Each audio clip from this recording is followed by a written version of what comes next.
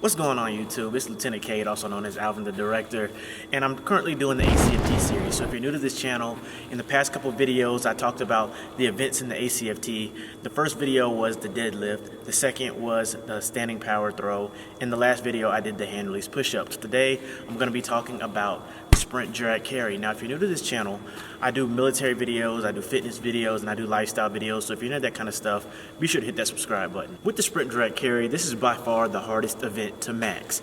Now, you have 3 minutes to complete the sprint drag carry. Right now, 3 minutes is the standard for everyone. Now, per MOS, whenever the actual ACFT rolls out in March 2022, you'll actually have your standards based on your MOS. So I'm also going to post that in the description below so you can see the requirements per MOS. However, right now, everyone has to do it in 3 minutes, right? So let's talk about the importance of the sprint drag carry.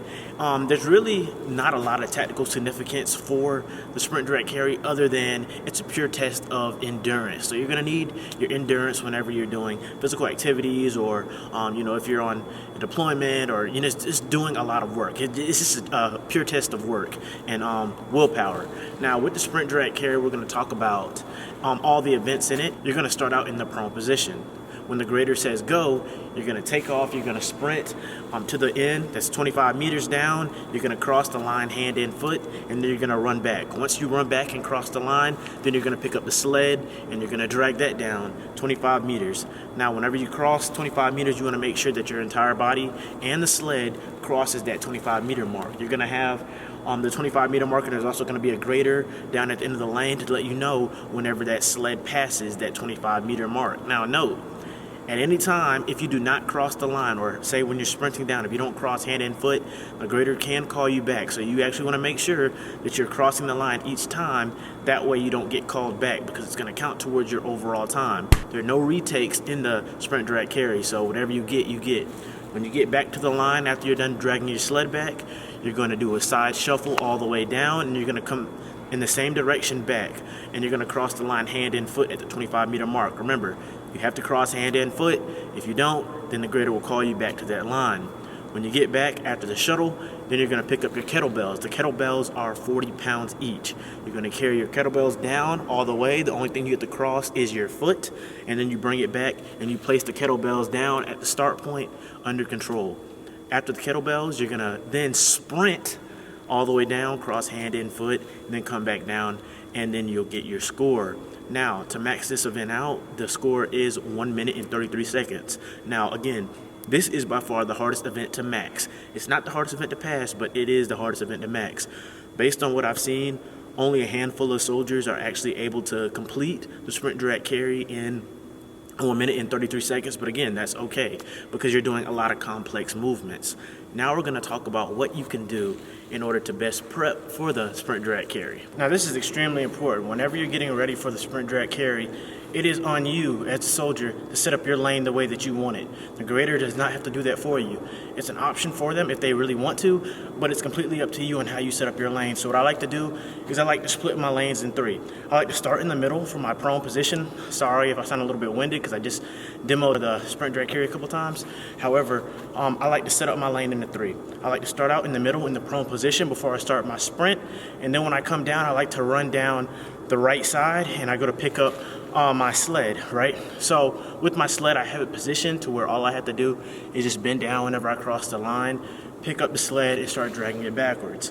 Whenever I get back and I start doing my lateral, I like to lateral down, and I like to come down the same side of the lane that my kettlebells are on. That way I'm not running or doing my shuffle down one side of the lane and then walking to the start point on the other end of the lane to pick up my kettlebells. It's going to cut out about a second or two, which is extremely important if you want to get a great score for the sprint drag carry. Now my max is 141 for the sprint drag carry, and I have yet to max it out. That is the goal of mine, is to be able to max out the sprint drag carry. And I'm also going to do a video in the next couple of weeks of me doing the sprint drag carry for time, so you can see what it's like going full speed during the sprint drag carry. Now, starting out, the first event is the sprint. So in order to practice getting up from the prone position and sprinting down 25 meters and 25 meters back, I like to tell my soldiers to do 30-60s or 61-20s. In my opinion, 30-60s are a lot better for this particular event because you don't have as long as a rest period and you're able to sprint at a faster pace for a shorter amount of time. So that's really good for just getting out of the prone position, sprinting down 25 meters and sprinting back. The next event, you're going to have 90 pounds for the sled drag. Now with the sled drag, it's really hard to just kind of practice that without actually having a sled and dragging it. So you want to try your best to get into a facility, something like this, or if you have it inside of your unit, you want to practice that sled drag because 90 pounds, it's not easy, especially going 50 meters total, right? So that's an event that you really want to focus on, just your raw strength and being able to drag that sled down 25 meters down and 25 meters back. With that, something that I like to tell my soldiers to do is focus on your leg strength. So whenever you're doing deadlifts in the gym, that is going to help you out a lot with the drag. With this event, you actually want to make sure that you're using the proper technique. Now, for me, I like to have my feet about shoulder width apart, and I just want to back pedal. I keep my arms straight. You can bend at the elbows if you want. That does kind of help, especially whenever you get towards the end and you want to just drag that sled back to cross the line. However, in my opinion, I like to just kind of use my body weight and use my legs and just kind of drive myself backwards in a back pedal. And you don't have to take long steps. I like to take short, choppy steps. To me, that's a lot easier, and I'm going to demonstrate that as well, what it looks like whenever I actually do my drag. But to me, that helps with the drag a lot. Now, that part is really going to tire you out, so you really want to focus on those 30-60s and just focusing on getting your heart rate down in between each iteration, and that's going to help with your overall endurance for the drag. Now, the next event is the shuttle. This is pretty easy to practice. You don't need any equipment at all. All it is a lateral shuffle, and then you want to make sure, of course, that your feet don't cross each other, and then you're just crossing the line hand and foot. Now with this event, you really want to make sure that you're thinking about what you're doing the entire time. That way you don't get called for a no rep or have to get sent back to the line.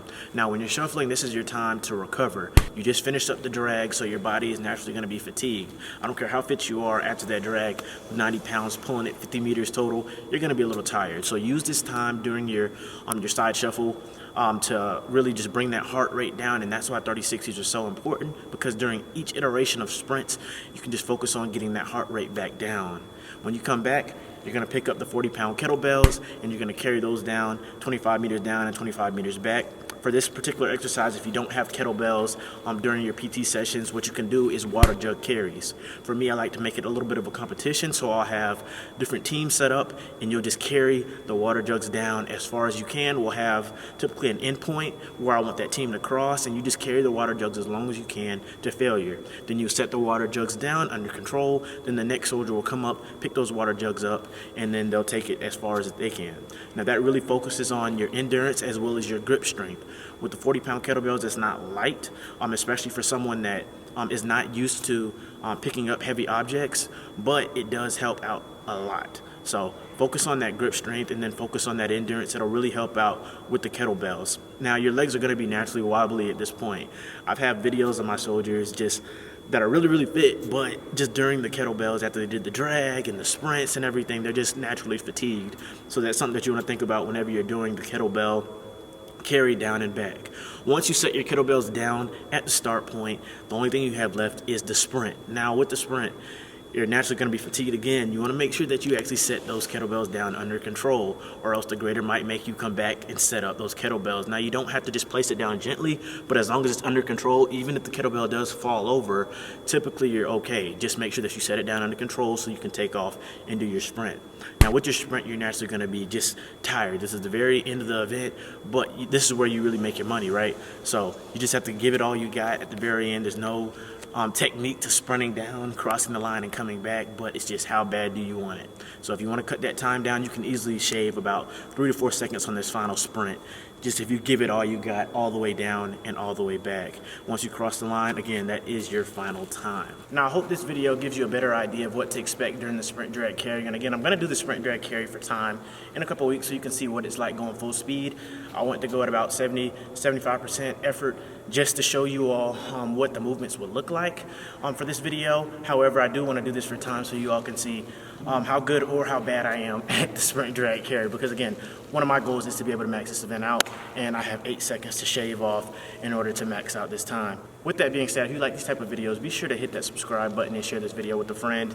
And in the next video, I will be talking about the leg tuck, which has been historically, since the ACFT has rolled out, the hardest overall event for most soldiers.